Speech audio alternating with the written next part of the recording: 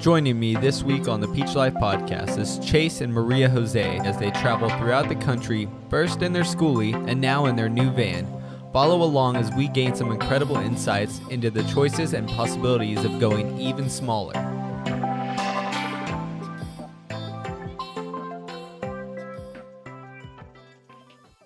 Awesome. Thank you guys so much for joining me today. For sure. Thank you for having us. I'm really excited about this. You guys have such a cool channel, such an amazing journey, that's all over the place. So, one of the first things that I wanted to ask right off the bat was, what really sparked and caused you guys to decide to step out and take, such a big risk to sell your home, buy a bus, decide to get out on the road? You guys talk me through your journey. What are the things that kind of caused and sparked that? Oh, it's a loaded thing, and then at the same time, it's kind of crazy because we just went head first into it over the span of like 7 days, from odd concept to buying a school bus and deciding to do everything. I think all in all, we probably go back to the end of the year 2017. Yeah. My dad he loves YouTube, and he had been watching all of these people, and by all of these people, it was really like Scott and KJ from Roll With It Bus, some guy building what he called the Hoosier Cruiser in Indiana, and like one other person converting school buses. And I remember looking at him. We were sitting at their house. Yeah. We lived not too far away from them. And I looked at my dad and I was like, yeah, that's cool. But who in their right mind would ever want to live in a school bus? I know. At the time, I was like, that's very cool, but I would not be able to do it. Yeah. So then the new year happens, and we start, catching ourselves watching these people converting their school buses on YouTube as well, like January, February. And we will live through them. Like, we will watch and be like, oh, I wish that was us. Like, I wish we could do that. Yep. And then her birthday in February, at the end of the month, I go into work, any normal day. We had one of her friends in from Chicago, kind of hanging out with us. And as soon as I got to work, I got an email that was like, close your stores, get all your customers out, have all of your employees hop on this mandatory call.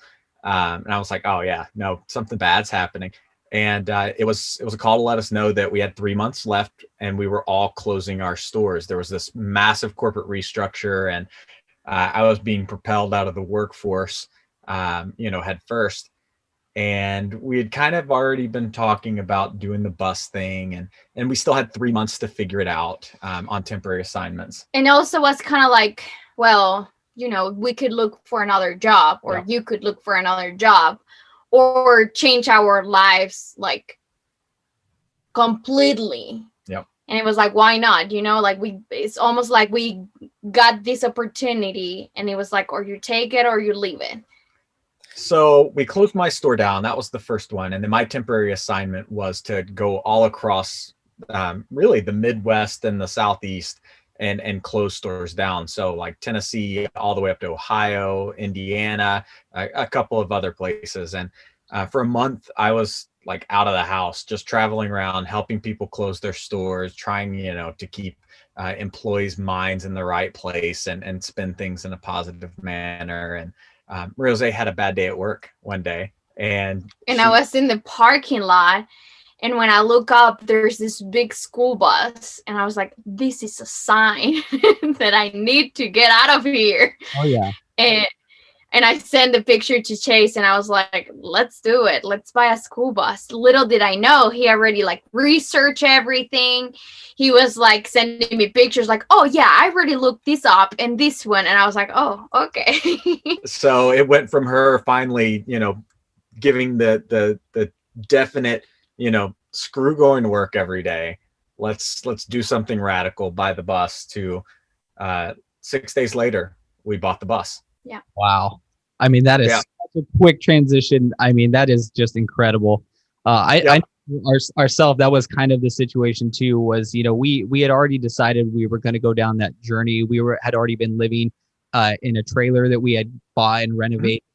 And when COVID happened and basically I got laid off of work or furloughed, I mean, I still had my job because it was at a casino. So it was just a waiting game. And I had almost 10 months off, where that's in that scenario. We had decided we were thinking of either getting an art studio for my wife, renting one out, doing something. And we had the space here in our yard. So we decided, hey, you know what, let's just go for it. And just, you know, we kind of made the same decision within like less than a week. And like a week later, we're at like Lowe's, literally just bringing home truckfuls of stuff to start building. Yeah. That's so cool. And the art studio, speaking to that thing's really, really rad.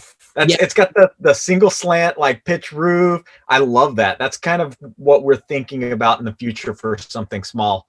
And we did it knowing that we would move it, because our next goal is we're going to be buying some property, some land up there. And we knew that we needed to be able to basically have it moved one time from our here up there. And then that would give us a base to kind of start out with. Because one thing you guys know as living tiny is, you know, you're always looking for little ways to get extra space wherever you can. And I know for my wife, she's a painter, and that it just takes a lot of space. There's no way around it. So, you know, giving her this little area, which I mean, obviously I get to use it as kind of a podcast studio as well. So, you know, I got to, you know, get my use out of it. But that's cool. I love what you guys are doing. I did have one of the most interesting questions that I see when it comes to people deciding this is, do I go skoolie or do I go van life? And there's so many good, you know, ups and downs on both sides, but you guys are the perfect people to talk to that have had both. And for people out there that may be wondering, depending on their lifestyle, whether they have kids or no kids, pets, can you guys just kind of maybe go into that a little bit, whether if people are kind of on the fence about some of that? Well, truthfully, when we decided to go with the bus, at the time we were like, well, we're downsizing from a house. Why we could not go with the biggest size of bus, you know, like extra space, why not? And we also got a lot of comments of people being like, I don't get why you buying a bus. Why don't you just buy an RV? And at the time it was like the right decision for us. We both love creating and like changing things, and we wanted to have like hands on the whole project. So I think that's why like RV wasn't in our plans. Okay. But to Marijose's point, like we were coming out of a 2,000 square foot house going to something that's less than 300 square feet of livable space. And we really, I think if we could have found a bus that was larger, like a 45 footer, which you can find some of those out in the Southwest, we probably would have gone that route. We ended up with a 40-foot bus. And you've said this time and time again before, correct me if it doesn't still stand, but I believe it does. The only reason that we loved being on the road so much is because we were able to transition into small living in a very large space. Yes. The longer we were on the road, we realized that, you know, 300 square feet is massive. Yeah. And that comes with a lot of pros, and it definitely has disadvantages on the road as well. Because when you hit a bump, the larger vehicle you're in, that bump's maximized. You hit a curb, you get stuck. Just the sheer weight of everything compounds in a larger vehicle. But I truly do believe we've been doing what we've been doing since 2018 as a result of getting the largest vehicle that we possibly could. And I think the beauty of the whole thing is that if you make the decision of like going smaller into a bus or a van, you get to pick what is the perfect match for you. So if we had kids and we wanted to get on the road, probably a bus would have been like the smartest decision. After us having the bus, we realized, well, just 2 people and 2 dogs, it was quite a bit of space. And we're like, well, we probably could go smaller. But if we went from the house to the van, I don't know if we would have lasted that long. That makes perfect sense. Now that you guys have transitioned to the bus, seeing all the differences, I mean, I imagine that there's a lot more places that you can go and get into that you just aren't even close to possible with the bus. And especially, you know, when you have a bus and you're towing a vehicle behind it, I mean, you ended up, you know, probably being almost 55, 60 feet, you know, by hand. So I imagine that you guys are finding some really cool locations that you guys weren't able to find before now with the smaller vehicle. That you're spot on. Yeah. And it's funny because I feel like there's these small little things that we're enjoying in the van that is like very simple for normal people, I guess. But for us, it's like luxuries. Like we get to sit next to each other and talk without having to scream. And we have like electrical windows that you can roll down. It's not so loud that we can't listen to podcasts while we're sitting beside each other. So there are major pros to the small space as well. But, you know, that's something that we're always exploring is yes, I think this may be profound. I think we're much happier in the van than we were in the bus. For some of those simple reasons. Like for instance, we can pull up at a Trader Joe's in almost any city, downtown area, and park in one single space and not feel like we're fighting traffic and fighting lanes of traffic to try and get over. And it's subtleties in the van that just make life easier. It's like you lifted that weight of stress out of us being like having to like check before we head somewhere. Are we going to be able to fit there? Are we going to be able to like park? Sometimes even on the road, we were driving and the length and the size of our bus wasn't permitted in the highway. Yeah. So you're like driving and you're like, I don't know what to do, you know? So with the van, it's like, you don't have that problem at all. Yeah. So I mean, that's, I think, a big thing for people out there is that just the simple fact of being able to travel and not have to think about every single parking lot you go into, every single city, you know, how you're going to maneuver. Are you going to end up stuck in a bad spot? So that does seem to be a really positive thing about this. Now, one thing I thought was cool was you guys really made the back of the van like just a transformer. I mean, I thought that was really cool that you guys were able to utilize so much space there. And that kind of bred from having the bus initially too, because we wanted a multi-purpose. When you're in something this small, it's 14 feet, linear feet of living space. So you have to kind of get more creative. For sure. And in the bus, we had separate rooms. So we had dedicated seating at the front that turned into a secondary bed. We never got to use it. We always thought we'd have friends come and stay with us. And we only just met people on the road that wanted to like live in while we were cooking and feeding everybody. But then we had a dedicated bathroom and we had a dedicated sleeping space, and everything was very precise for what its specific, purpose was in the bus. And in the van, it's really difficult to still have those dedicated spaces. And we talked very early on about having a bed that was truly dedicated bed. We didn't want like a Swiss Army knife of pillows that we had to put together and then throw sheets on and, sleep over the creases every single night. We wanted something that was just our solid bed, but that we weren't, ripping out a queen size space of functionality for sitting and working and things like that. Well, it was pretty much like when we started planning the whole van conversion, we were doing a list of things that we both wanted and what would make living in a van or such a small space more convenient and less difficult. So getting creative was hard, but I'm happy with everything we did. And by some reports or I guess outside looking in, maybe the Murphy bed is kind of a Swiss Army knife, but it folds up and we still have room to kick our legs out on the sofa, and we've got our table here, and when we're ready to go to bed, we just put it down and we go to bed. Yeah, it all depends on how quick that transition is between, the easier you can make it. If you can make it to where it's just as simple as 1 or 2 seconds, then like you said, it's not really a utility knife if it's that easy. Yeah. One thing I wanted to comment on that I thought was awesome is your guys' the old 360 bus tour that you guys did. That was one of the coolest things I've ever seen, because as somebody that loves seeing what is inside of different people's stuff, being able to get a real cool close up like that, take your time to look around. I thought that was awesome. So good job, you guys. Thank you. That came just kind of top of mind one day. It's funny, what, Black Friday last year? Yeah, I don't remember. I think so. We had been looking at 360-degree cameras for a while, and I finally convinced Marijose to let me buy one. And of all days, it was Black Friday, and we went into a Best Buy. And they didn't even have it on sale, It so I don't wasn't even like a know why discount we item. decided. We picked the absolute worst day possible. But I kind of sold the idea of, we can create content that's not being created right now. I mean, YouTube used to have a 360 or a VR heat map where it would show trending 360 videos based on locale.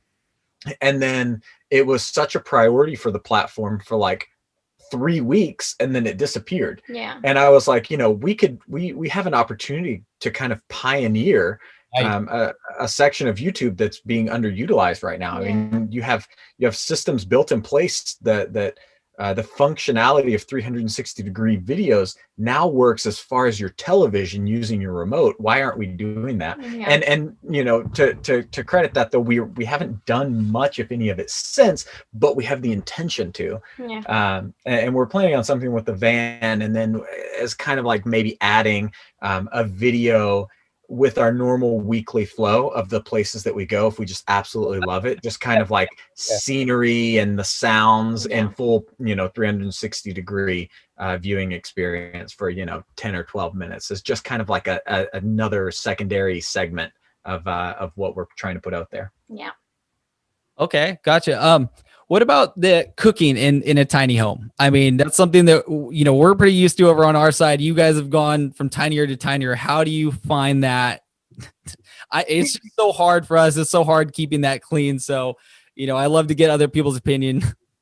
Well, to be honest, in the bus, I think at the time I was like, oh, this is great. Like, I have enough space for everything. I didn't feel it as much because, of course, if someone was walking, they can just pass me. I would not even notice. Here in the van is tight. We have a dance. Sure. We totally have a dance. It's almost like working in a restaurant. Yeah. Where people call out like left, shoulder, things like that. But I can't attest to the cooking because it's very rare that I do cooking. I'm the luckiest guy in the world. I said make in our like last sandwich video. Sometimes, probably. Cooking for me is like when we find a restaurant. It's like, okay, I'll cook tonight. We're gonna go here. But the bus I thought would have been way easier. And we were talking about this earlier today, and she was like, no, absolutely not. I have more space in the van for cooking as long as you kind of stay out of my way than I did in the bus. Yeah. Because in the bus, we didn't think about the kind of like the necessities or like what you doing on regular basis. You know what I mean? It was just like, oh, I got cabinets and I just find space where I can put everything and just shovel in there, and I will have to move everything if I wanted to cook. And we didn't think about it. In the van, we knew it was a smaller space. We needed something that was going to be functional. So I was like, I need a place for putting cans. I need a place to put dry food. I need a place for my pots and pans. And I love it. I love cooking in the van more than I did in the bus. Also, we had propane in the bus. And we both hate propane. Okay. That was a pain all along because I would be like, did I turn off the propane? So did I run out of propane? And so you guys are able to run it off electric pretty well. That was my next question too, was about your solar system and even adding that to it. So you guys have no problems running everything you guys need with your solar setup? We've had one issue since we've been on the road with going power negative. And it was in Pisgah National Forest. We were up in the mountains. We were surrounded by nothing but trees. And already at elevation, the time of year in North Carolina. So there was no sun. There was no sun at all. I mean, we may have been pulling in at best 3 or 4 amps all day. So not at all. And we were up and it got so bad that our batteries got so low that our alternator isolator wasn't even recognizing them because they were below that threshold. But aside from that, We have, Yeah. I mean, we've got 600 watts up top, and we have almost 600 amp hours of lithium iron phosphate batteries. So that powers, I mean, our water heater. We've got a 4.5 gallon water heater, all electric, and our induction cooktop, and pretty much everything else. and Yeah, the fridge. lights, whatever. But yeah, just that one time since we've been on the road in the van, have we had any issues? Yeah, because we're able to like charge it if there's sun out, but also if we're driving, we charge them while Yep. we drive. So we haven't had any problem at all. Yeah, I was just going to ask that is checking to see if your alternator from the van when you're running that will charge your battery banks back up. Yep. Yeah, we kind of when we were building everything, we looked at like airplanes, and we looked at like boats and all the redundancies that play into that. So we do have a small a generator, a small ultra quiet generator inverter that we've used one time, the time that we went battery negative. And aside from that, alternator, we can still plug in on shore power as well. That's hidden under the van because we didn't really want anything cut through the side of the van. But yeah. Okay, and then question about the hot water heater you guys had. Is we had actually bought the same hot water heater for the studio here because it was just going to be one little sink. I didn't need it for anything major. And I ended up having a problem with it with ours, and I had to just replace it. And I decided to go with a tankless one that was about a little bit smaller.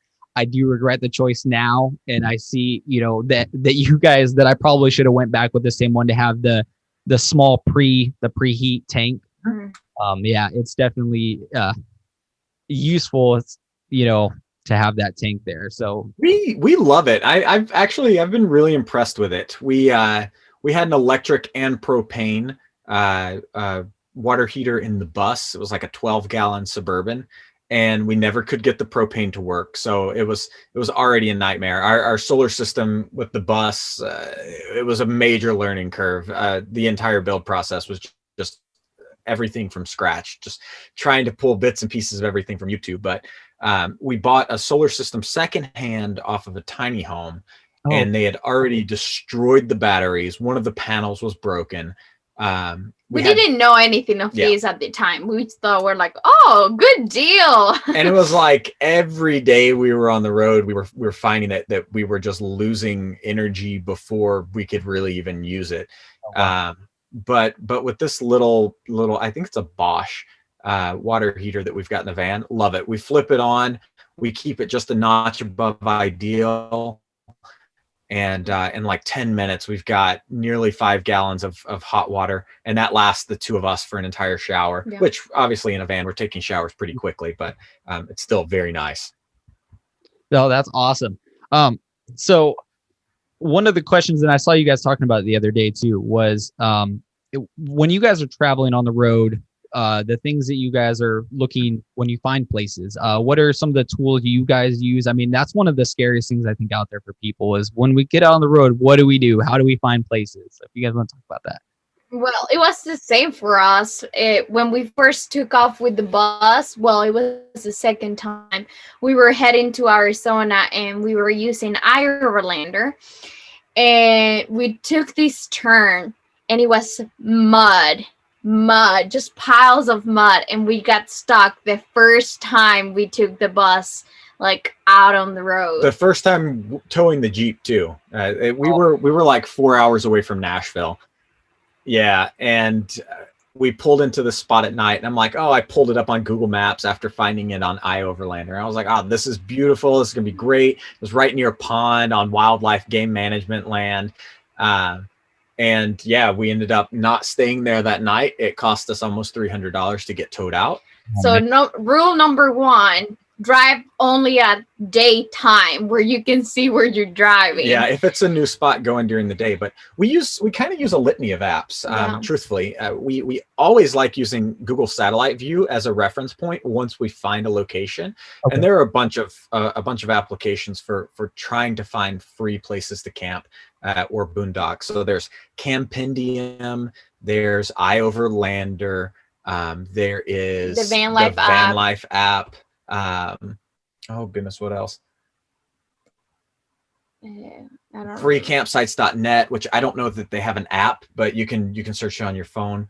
And then we fell in love with an app, and neither of us are hunters. I've never been hunting. I've only been fishing maybe 3 times my entire life, but I fell in love with this app that's it's designed for hunting. It's so people can kind of understand, they can look at federal lands based on whatever the hunting season is and determine with property owners and property lines where they can legally hunt. And I thought, that's brilliant for us because we don't want to pull into what we think is a park and it actually be Earl Jones's land, and we're like 900 feet from where we, should legally be. So we downloaded it. We pay for the annual subscription, and I may just be tooting my own horn here, but I truly believe the best spots that we've ever found have been through that app, referencing, free public lands. And then once we find a place, like it's got different, what they call layers for every state that you can, go, and you can turn on certain layers or turn off certain layers, but we always look for the federal lands or the free public or state lands. And then we go to our internet browser, either on our phone or the computer, and search, like overnight camping regulations for whatever the federal land is, the state land, or that state in particular. And then we kind of go from there, reference Google Maps to kind of get a feel for the road in.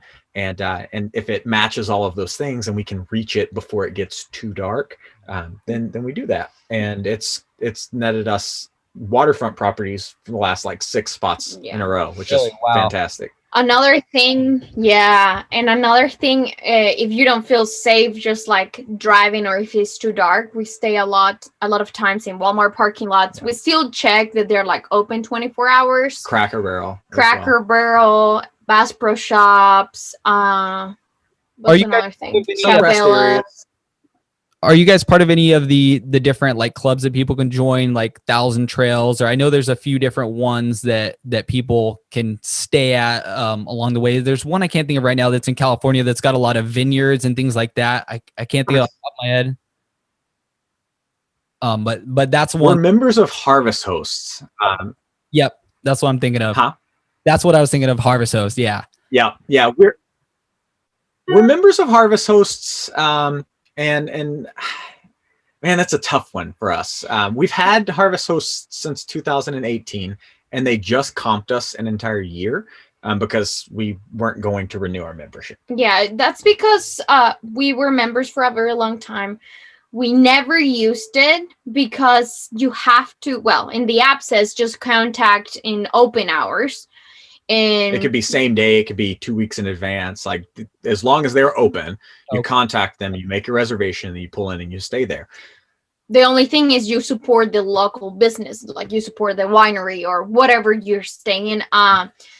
Maybe 2 or 3 opportunities we have tried to use it, and they have told us that we have to call like a week or 2 weeks before. And I'm like, I don't know what I'm doing tomorrow. I cannot commit to going there. And that they don't do reservations over the phone. They can only do them over email, which is totally backwards to what the app, and the program says. So they comped us a free year. I may not even try, truthfully. We'll see. I don't know. Maybe. Who knows? But we haven't had luck. We've tried several times this year alone, and struck out every single time. Oh, well, hey, that's good to know. You never know what you're going to get with some of these things. Speaking of you, with campsites versus boondocking, how much for both sides? I mean, I know people obviously try to boondock as much as you can. You can't always. How does that work for you guys? We try to boondock most of the time. We're 99% boondock. Yeah. Okay. The only difference with staying campgrounds is when we're traveling with family and they have an RV, or if we go visit a place where there's no BLM land or free camping places. So our only option is camping. We try not to do any type of stealth camping in like neighborhoods. I know some people in vans like to do that. We don't. We understand kind of the negative connotation that can come with this lifestyle. And we respect those boundaries. If I think back when we were in our neighborhood, if a white van showed up, and no one in the neighborhood knew who it was, and it parked, a street down from me, and I could see it out my house, I would probably be a little concerned. Maybe not now, but I can, at the time. yeah, I can see where that comes into play. So we never do anything like that. We will mooch dock at relatives' houses if they'll let us. Right. We tend to try and park in the actual property, Yeah. as opposed to on the street, because we've had issues with that, with certain city ordinances. But yeah, we prefer boondocking. There's just nothing like being totally self-sufficient and not plugging in, and Yeah. all of that. I don't know. And just being able to, like, if you're parking somewhere there's nobody around, just feeling safe as well. Like, you don't go to bed thinking, oh no, am I gonna get knocked by the police? Yeah. Tell me I have to move, or are the neighbors gonna complain they were here? Are we gonna be able to rest? So Yeah. being in a place where it's just like pretty much us is like the Yeah. perfect place for us. As well as having those kind of safe places that along the way, Walmart's, Cracker Barrels, things that you can stop at for the night when you're just, Yeah. just trying to pass through. How is the chaos? I think we're much larger fans. What was that? Oh, sorry. I was gonna say, I think we're much larger fans of Cracker Barrels than we are Walmart. Yeah. Truthfully, Walmart's a bit loud. It's nice to know that it's there in most places, but Cracker Barrel, holy smokes, has been a recent saving grace Yeah. through parts of North Carolina, for sure. We just finally got one like within an hour of us here, so it's been a long time.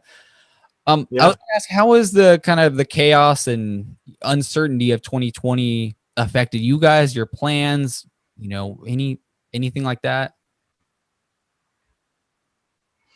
Well, I will say it didn't affect us as much. I will say like 2020 has been a rough year for a lot of people, like for everybody pretty much, but we decided at the beginning of the year, without knowing that all this craziness was going to happen, that we were going to build a van. Mm-hmm. So it was kind of a blessing because we were busy, and of course, like, we will get packages delayed and things like that. They will make our process of building the van slower. But I think it kept our mind away from everything going on. That's exactly for me as well. As building the studio during this time is probably the only thing that really just kind of kept me sane and going. Yeah. And also, like, we got to spend a lot of time with family, and like got to appreciate small things that probably before it was like rush. Yeah. And now it kind of like push you to slow down and like actually take a moment for what truthfully is the most important thing. Yeah, I wouldn't say that it's affected many travel plans. I think the whole reason we bought the van is because we finally decided that we were going to do international traveling. With COVID, obviously that's not the case. We're not going to be driving to Mexico and spending a couple of months at a time now, because the uncertainty of if the borders will lock back down, or the issues coming back stateside, and then what that might do for us. So I mean, it totally changed that, but that wasn't a major detriment to us. It just allowed us to kind of focus and spend a little bit more time kind of perfecting what we were building here. Yeah. And then from a plus side is we have done a lot of traveling during the pandemic, and we do so lightly, and we plan our routes a little bit more specifically.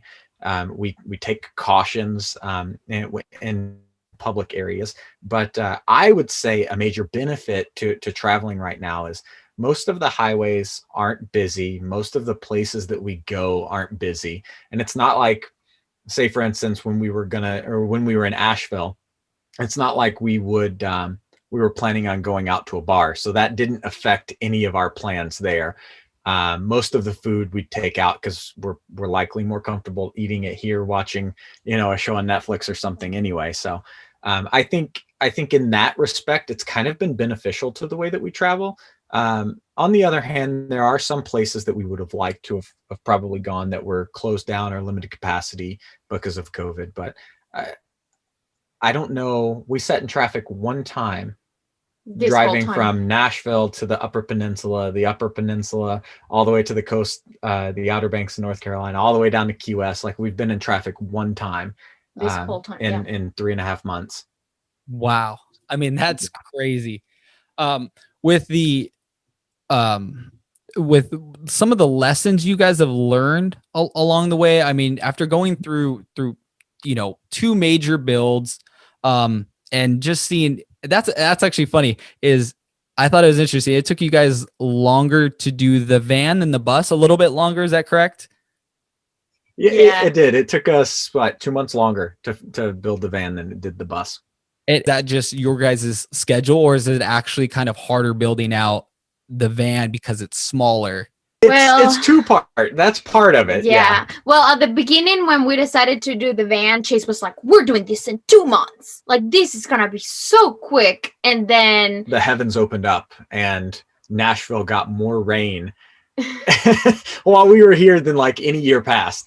And also, when we were building the bus, which 99% of it was Chase because I was still working full time, he will like make a wrong cut and be like, oh, well, it's going on a school bus. Who cares? Instead, in the van, he has been like practicing his cuts and like trying to be more detailed about it because, well, I guess in the bus was so big, you will probably not notice like the smaller details, but in such a small space, we were like, this is going to be our home. Yep. Let's take care of it and try our best to do it good. Yeah. So I think that's why. And not to say that we didn't take care and practice and everything, but the bus was a major learning experience. Like I said earlier, it was literally, if I didn't know what I was doing, I would walk out of the bus, I would go and sit on the 0-turn mower, I'd pull out my phone and I'd search for something on YouTube and I'd watch a video, and I'd immediately take what I just visualized and put it into practice. And if there was a cut, mostly with angles, man, school buses are such a weird thing to cut shapes and sizes for. But if there was something that had a little bit larger of a gap than maybe I would have wanted, I was like, it's in a school bus, it'll be okay. But with the van, everything was much more specific. I mean, just looking at our solar system, I designed our solar system on computer long before I'd even purchased any of the parts for it. I mean, heck, we had already had our layout before we found our van. In SketchUp, I'd already designed everything. But I mean, we put things like the Murphy bed into play, and we kind of built as we went. We knew rough dimensions for everything, but then we made some additions, like our pantry, for instance, that kind of threw the rest of everything to the right and to the left kind of off balance. So we had to make adjustments there. But there were a lot of challenges that we had to figure out, and specifically with the van was how to do a total wet bath instead of separate toilet with tanks and shower. Now everything was all combined into one, and how to make that feasible and practical, and then just making it comfortable while also being in an uber tight space. But really the rain in the hot. Yeah, the rain and the heat was really what slowed us down. Yeah, that's probably bathrooms and having that wet bath is probably one of the biggest sacrifices people have to make when you decide to go, van. I mean, I'm trying to think if I've seen very many or any that are completely separated. Not thinking of off the top of my head, but that's just, it comes with it. What are some of your guys' favorite space saving ideas? You guys definitely have worked your way down to less space, so obviously you have to utilize that space better. Are there any major ones that is, if somebody's going to start tiny living, like, hey, this is one of the the first or the best things you could do to utilize space? Well, kind of like what I said at the beginning, like people probably have different like choices of like, maybe I like cooking and someone else doesn't like cooking, so prioritizing what is best for you. For us, I love cooking, so I knew I needed something that I was able to store a lot of things without taking space from, I don't know, let's say at the clothes or the shower or whatever. So the pantry is one of them that I knew from the beginning I wanted. Something kind of last minute was the trash, because we didn't think about it in the bus, and we always carry around this huge bag, and it was a pain in the butt trying to throw it away, and where the bag goes. And so we knew we needed a place for the trash. So we built this tilt Yeah, it's a drawer that tilts out on an axis, and it has the perfectly sized trash can for us, and then below that we have a pull-out drawer for cleaning supplies. Yeah, I think prioritizing is definitely key. yeah, I wanted a full-size mirror, so we don't have like a door that I could just put it behind the door, so we had to build a slide-out mirror that came from behind the seat, the driver's seat, or our dirty clothes. That's something that a lot of people don't think about. And we didn't think about it in the bus, so we just had it like in the shower. We had a clothes hamper that when we drove, we would put in the shower to get it out of the way. I've seen that so many times. Yeah, that and the trash can are the two that, I mean, the trash can was the thing for us, and ours was like, even to this day, it is the one thing that's still just in the way, that is hard to find the right spot for it. One thing we had done is we had 2 cats at the time, and we ended up taking, I think, about 2 to 3 drawers that we could waste because the cat boxes were such a pain. And I actually, under our sink, had to figure out a way to convert a couple drawers into a big cat box area. And that has been the biggest space saver in ours, as well as helps with smell. I was able to do some things so, you know, little things like even shoes is another one I don't think a lot of people think of. Like, you got to have a creative way to get your shoes not, you know, out of the way, not onto the floor. Yeah, I think if you start, I think the biggest, man, how many I thinks can I say right here? The biggest thing to start that's going to make life so much easier when you downsize, or if you're contemplating downsizing, is go ahead and start parting ways with things that you haven't touched in a very long time. And we've done this now 3 times since we've been on the road. In the van. In the van. And with maybe the same amount of times or more when we were in the bus. And then it's scary to think about how much stuff we donated when we were moving out of our house into the bus. It was just ridiculous. Like, it was the 2 of us in the house, and we had 10 mugs. And I'm like, why do we have 10 mugs? Like 6 sets of dishes. We have 2 friends max that come and visit. You know what I mean? And figure it out, the small little things that are taking over your life. Like, just start prioritizing and figure it out, like what you actually use. And that's something that I started doing before we moved to the van. I would constantly think, okay, I'm cooking. What am I using right now? And I will start writing down like everything that I use. So whenever we were gonna build the van, I knew I needed a space for spatulas and knives and cutting boards and things that probably in a house you just have the space and just throw it in there and you don't even think about it. Yeah. So we started downsizing, moving out of the house. I think we had 6 or 7 truckloads full, like long bed truckloads full of things that we donated.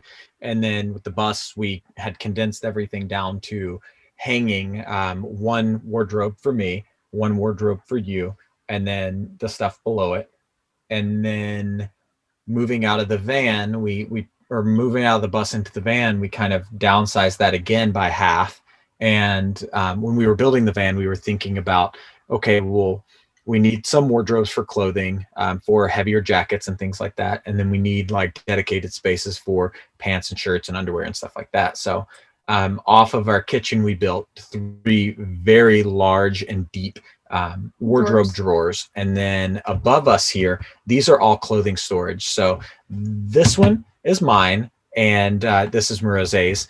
And we realized after the last 3.5 months on the road that there are so many things that we brought with us that we didn't even use. We never touched. So as soon as we came back to the Tennessee area or Nashville area to spend Christmas with family, we just dedicated a day of yes, no, and I cut my wardrobe down probably 60% more than when we had first taken off on the road. But really prioritizing those things early is the easiest way to get over that hurdle, let go of the mental attachment that you have with whatever it may be, and it makes life so much simpler. Yeah, it's funny how much of a mental attachment it really is, because I mean, almost everybody I can think of after time on the road and time living tiny, they just say, I can go tinier. I could, I just feel more free, with less stuff. And I know for me personally, I have definitely found that I could go smaller than we are now. We have a child, and my wife is an artist, and I don't think we could ever go smaller than we have right now. I think if we ever did, we'd probably convert a little bit bigger just to have an RV instead of a trailer, just to keep that kind of on. But you know, it's different for everybody. Some people go tiny and decide, hey, I need a little more space. Some people go tiny and say, hey, I could do even less. But I really love your guys' journey. You guys have done and have so many things that people can learn from, and I just want to create a place where people can listen and be able to say like, hey, I can do this too. I can, you know, get out there and try. Other people have succeeded before me. And it is such a beautiful way of living that lets you really value what's important in life and not get so caught up and end up, you know, just all the other little things in life. So I really am so appreciative for you guys and people like you that are out there just doing amazing stuff. Are there any future projects, plans, destinations you guys have coming up or that you'd like to do? Well, first off, that was a huge compliment. Thank you so much for that. It's surreal for both of us for sure. to think that we've inspired even one person. I honestly, I still think of our YouTube as like something for my dad to watch to make sure that, you know, we're safe out there on the road. So it blows my mind every time I think about the little community that we've created. So thank you. That means a lot to hear that. Yes. As far as big projects, we're a creative couple. I'm sure you and your wife understand what we're about to say, but we're always thinking ahead. I think being on the road has put us more into the entrepreneurial side. We're constantly almost stretching ourselves thin with thoughts of what we want to do and the things that we're implementing already. But I think the next largest project is to buy land where we're planning on building a small home. We're talking maybe 1,000 square feet, modeled quite stylistically like your studio. We love that style. In addition to that, we're considering a large garage with 2 12-foot bays to start doing van and bus conversions of our own for people, like commissioned builds.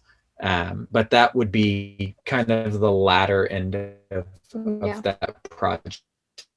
Okay. And then, awesome. Well, when we finished the van, Chase came to me and said, here's a piece of paper and I'm going to have my own. If we were going to build a bus, what would be your layout? And we both draw a layout for this fake bus. And it was pretty much the same layout. But then Rose looked at me and she said, wait a minute, are you trying to build a bus? And I was like, but wait, hold on. You've clearly been thinking about a layout as well. But not for us to live and travel in, but just as something to have for people to stay in and maybe take it out eventually. But I thought that was really cool that the person that got the bus was turning it into basically like a kind of Airbnb cabin rental. I mean, that's such a perfect way, like, and especially for you guys to be able to see that other people and maybe even people that have started by watching your channel might get to go and experience that, rent that out for the night and be like, hey, this was awesome. You know what? Let's commit. Let's buy a bus. Let's get out there, or a van, whatever it is. Yeah. At the beginning, when we thought about selling the bus, like, of course, I was heartbreaking because I love the bus and we put so much work into it that I was like, I really need to know we're selling it to the right person. Someone that it's going to enjoy it, someone that it's going to appreciate all our work, and someone that it's going to take care of it. And when we met the new owner of the bus, right away we hang up the phone and we both are like, that's the person. That's her. She's the one. But Kathy she's made a fantastic spot that pays homage to Tio's entire legacy and respectfully so to us as well. And we've received messages from time to time from people who were there at the very beginning somehow of our journey, and that now they're, you know, working from home remotely in our bus for an extended weekend in the Austin, Texas area. And it's mind blowing. It's very cool. Yes. And it's people also that are like, well, we wanted to do bus life, but we wanted to try it first and see if this is something that we could do. And after staying in your bus, we totally could do it. And I'm like, wow, somehow we're helping people figure it out what to do with their life. And that's so cool. And then a long-term project, I'm still trying to convince Marijose to let me do it. I almost messed up and did it on my own. I was browsing eBay one day and found an old RV that was for auction, and all the proceeds benefited charity, and I was like about to bid on it. But I think long term, this is maybe a 2-year goal. It's going to be a project for the channel that I'm kind of going to take hold of once I can convince her. So Joshua, help me out. You already convinced me. We just need the shop first. So yeah, what I'm wanting to do is buy an older like Toyota Dolphin or a Sun, I think a Sun Chaser or something like that, and convert it, and, you know, make sure it's tip top shape. And then at the end of the build, give it to one of our subscribers. No strings attached, no like raffle for money, just literally someone who's subscribed to our channel in the comments, just pick and give it away. I feel like that would be a really cool way for us to pay back a community that's opened up so much possibility for the two of us. And we also get a lot of people being like, we wish we could do these, but I don't know how to build, or I don't have the money to buy it right now, or they're just afraid of it. And sometimes you just need that little push to start living your own life and take the wheel of what you want to do. So it will be great if we could just do it and give it away to someone that would appreciate it and get them out there, you know? Man, that is fantastic, you guys. That I really hope you guys are able to do that, because that would be, you know, such a life-changing thing for somebody.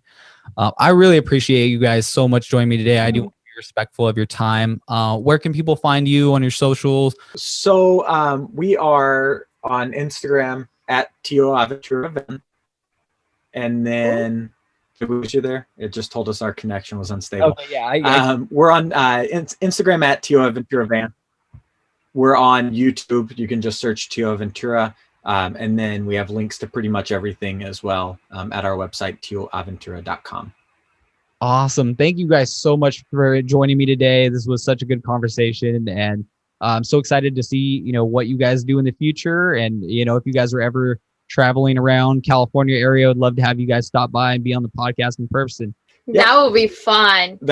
We didn't get to that, but we will be heading out that way shortly. That's our next destination, is heading southwest. So hope to meet you guys soon. We'll see you guys out there. And thanks so much for spending, you know, the last hour here with us as well. That means the world to us. Thank you. I've had such a great time. This has been awesome, you guys.